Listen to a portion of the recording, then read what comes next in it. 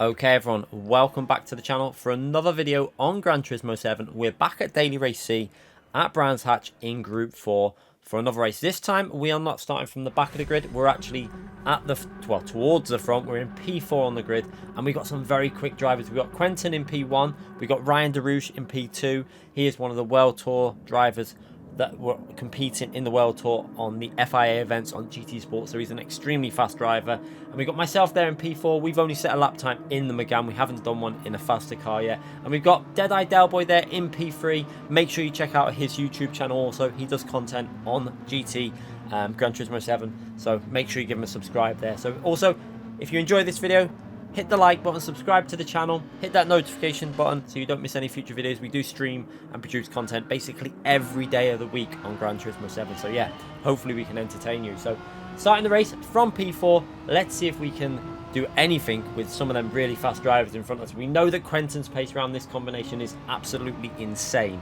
Probably some of the fastest pace I've seen all week doing races here. We've got pretty close to staying with him in the early stage of the race. We've been doing reasonably well, I think, on this combination. It's been suiting me quite nicely in race conditions. So behind Deadeye here, you can tell I think he's on the harder tyre here. You can see the lack of grip through the corners, I think. So into the braking zone, we're going to brake just on that #1 board. And you can see Deadeye goes a little bit deep into the corner. That opens up the inside there for us. He's not going to fight that. He's going to let us through there. And that's us up into P3. So now we've got a head after the Genesis in front of us. Now, the problem with the Genesis is the fuel is not as good as the Megane. However, over a lap, it is a faster car than the Megane. So it is a viable choice for this race. But overall, I personally prefer the Megane because I don't like the drive on that Genesis. I don't like the way it handles. It's not my kind of car. It's four-wheel drive. I absolutely dislike the way it handles. So yeah, we're up into P3. Let's see if we can catch up to the drivers in front. We've got Deadeye who's dropped down to P5 now. I think that Toxic there in P4 got past him there. He's on the same strategy as us. Toxic, he started on the medium tyres. Toxic's pace was reasonably good round here as well, so we're going to have to push to try and break that slipstream and try and get as close to these cars up ahead of us. So when you're racing drivers like this, you have to really be on it, because we know, like I say, Quentin, he's made it through to the top stages of Gran Turismo. Also, very, very quick driver. And we got DeRouche in P2, who's Mura. If you haven't heard of him in game, we've got the nicknames on at the moment. His actual name is Mura, so you might have seen him racing a few times. Extremely quick driver. And I actually remember on GT Sport, on Brands Hatch in Group 3, Mura was one of the fastest drivers I ever came across. So he obviously knows this track very, very well. And let's see what happens. So going through to the first proper lap after the out lap there. And we're just about to break the slipstream to P4. You can see that gap just going over 1.3 seconds up to 1.4. And we're maintaining the gap to Quentin there in P1 around 2.8 to 2.9 seconds. And this has been the case all week. For the first 6 or 7 laps, I'm able to, nearly match him. He's just a few tenths quicker every lap.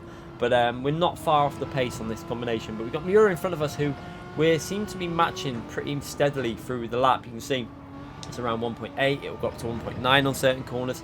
Certain parts of the track suit different cars, as Quentin on lap 2 has binned it there. And that is so easy to do in the Megane Trophy, I'll tell you now.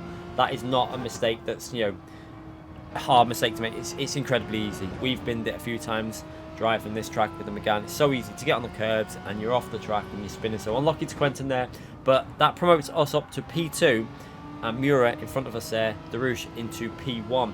With 1.7 seconds separating ourselves. So we're going to have to get on this and try and push. We go over the line, fastest lap of the race for the first lap at 29.7. That's not too bad for the full fuel.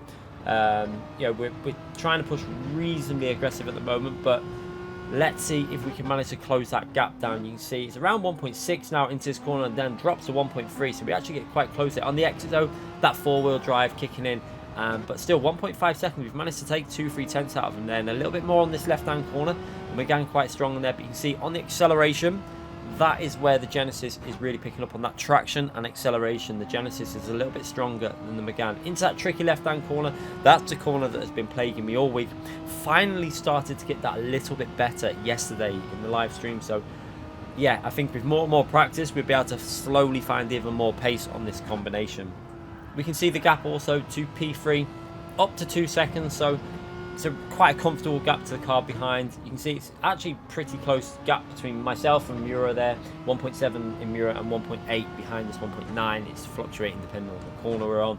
So it's quite evenly spread here. Then we've got a bit of a gap to P4 and then Deadeye down there in P5, and then quite a bit of a gap behind them cars, it looks like on the track map. You can see in the top right hand corner a big massive gap between the next group of cars. So maybe different strategies on play, not too sure. Could be people on hard tyre doing a no stop, some people doing one stop and then pitting, you know, early on. So many factors to play into the field spread at this stage of the race. But we're going to go over the line. Not a particularly great lap there, 1 minute 30. We have actually by now, obviously this was done a few days ago, we've got our lap times pretty consistent in the 29s in the race pace.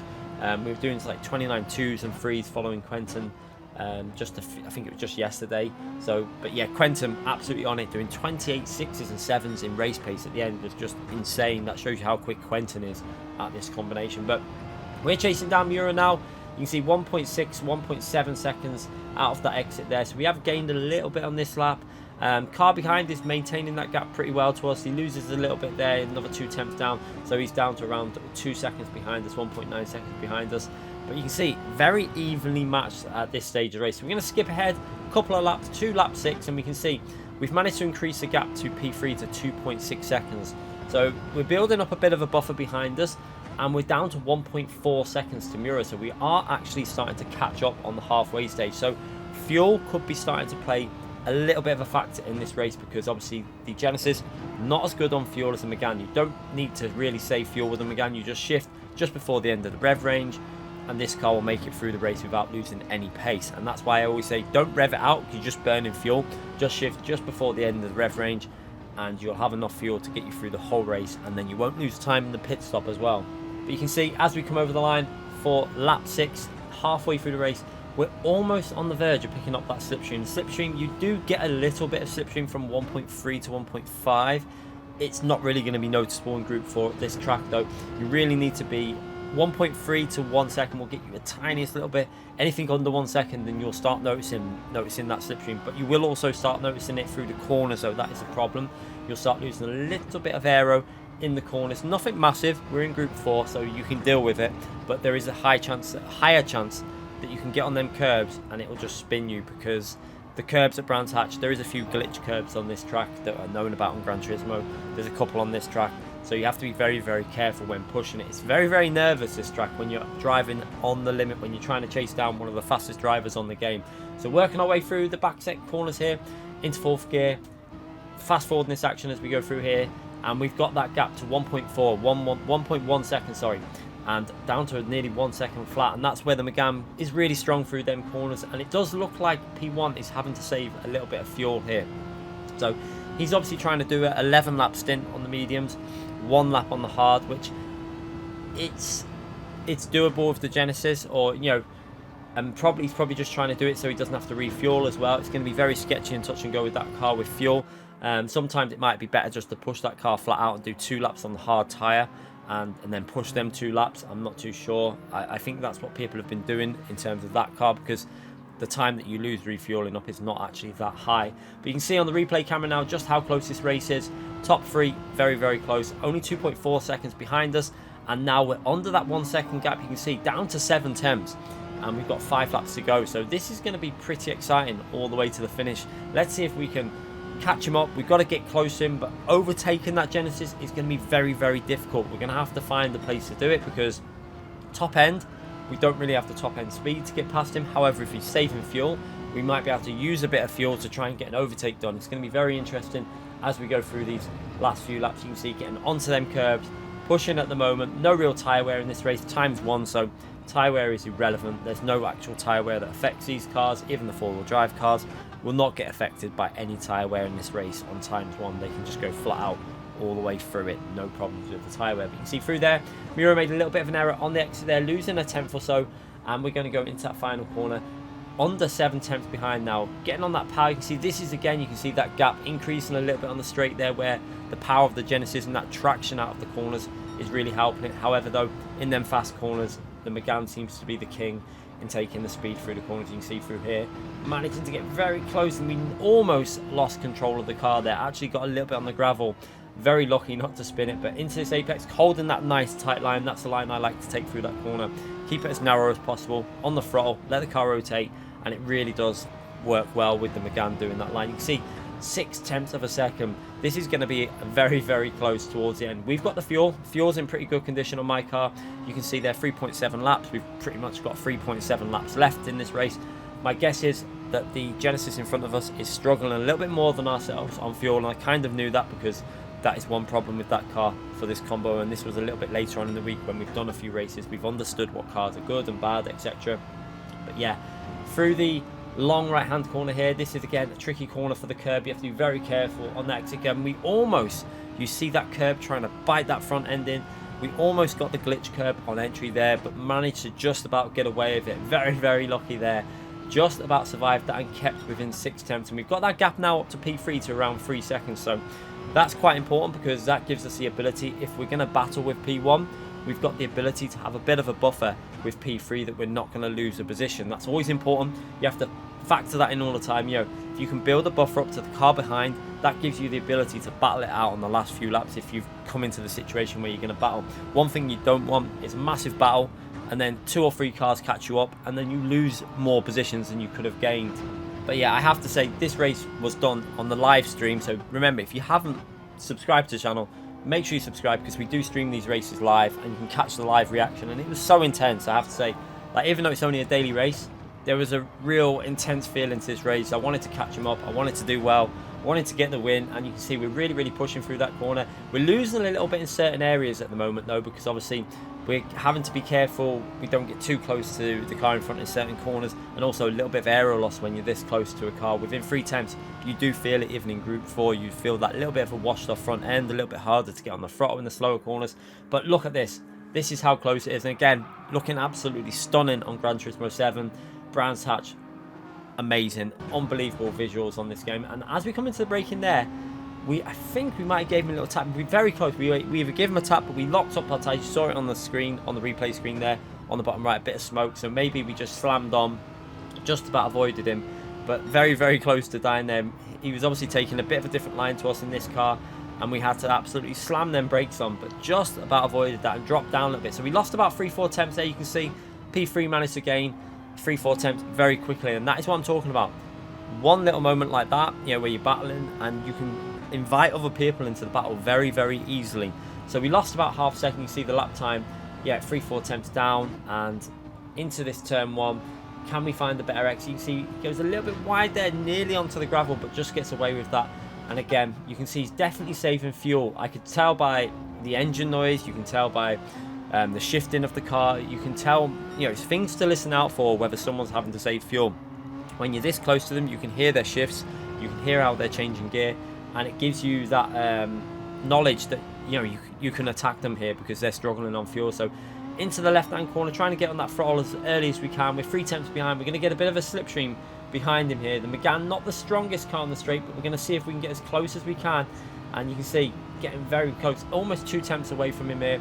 Into this right hand corner, can we try and get a run on him somewhere? The Megane obviously got a little bit more ability through some of these corners, but that Genesis is a little bit more stable at the same time. So very, very interesting battle we've got on our hands here. Car doing a bit of fuel saving, but faster over a lap in theory. Megane better on fuel, but still good on certain corners. Lacks a bit of straight line. So we have a little look up the inside there, but we're not going to go for that. That would have been too risky. Just trying to put him under some pressure to see if he's going to make a mistake. But a driver like this isn't going to make an error very easy. He's a very good driver. So into the pit lane we're going to have to go now, because we both need to put them hard tyres on. So this is the final lap. Both of us into the pits. Let's keep an eye on the fuel as we go in the pits here. You can see 7% fuel for Mura in P1, myself 10. So we know we've got a bit more fuel on this final lap, and I did pay attention to that when I went in the pits. Always pay attention to that, because that's giving you the information you need to know for this final lap, that you can attack them. So out the pits, you're going to see me go straight away on the attack into turn 1. We try and take a lot of speed through here. We're looking down the left hand side. We're going to cut to the right hand side to have a little look up the inside. We know that's not going to work, so we're going to go back around the outside, brake as late as we can in the Megane, and try and hold that line all the way around the outside. Now this is the type of move that only works when you're racing with a very, very good driver. Mura is a very, very good driver. Luckily he gives us the space. We managed to keep the inside line, and we've put ourselves up into P1. Let's have another look at that. We faked the inside, Then we go back around the outside, brake as late as we can in the McGann, hold that outside line. He gives us the space that we need, just about enough space on the exit there for us to creep our front of the car up the inside. And that was a very nice bit of racing and a nice move there to put ourselves into P1. Respect to Mura for the racing room that he gave us as well. Brilliant racing. Love to be in battles like that, and that's why we all play Gran Turismo. And it's moments like that that make Gran Turismo that bit more special. So on the final lap now, all we've got to do is push the car to the finishing line and try and take the win. You can see on the straights we're managing to pull away from that Genesis, and that shows you the fuel struggles that car is having, because obviously on the straights the McGann shouldn't be pulling away from the Genesis, especially when the Genesis is in the slipstream. So at this stage, all we've got to do now is make no mistakes to the finish. So I'm driving quite cautious here. You can see not playing too much risk with these curbs. Just we're on the hard tyres. They're not up to temperature yet. On the first lap, them hard tyres are a little bit looser than they do after a couple of laps. They tend to get a little bit more drivable after a couple of laps. So taking no risk. Onto the final few corners here. Onto this little bit of straight, and then we've got one more corner to go. Fuel looks perfect. We've got 1% fuel. That'll easily get us to the finishing line. So nice tight, touch the apex there on the throttle. Be careful not to run out wide, and we're going to take a very, very nice win in this race. You can see Mura struggling with that fuel, 1.2 seconds behind. He's obviously dropped off where he's trying to make sure he gets to the finish.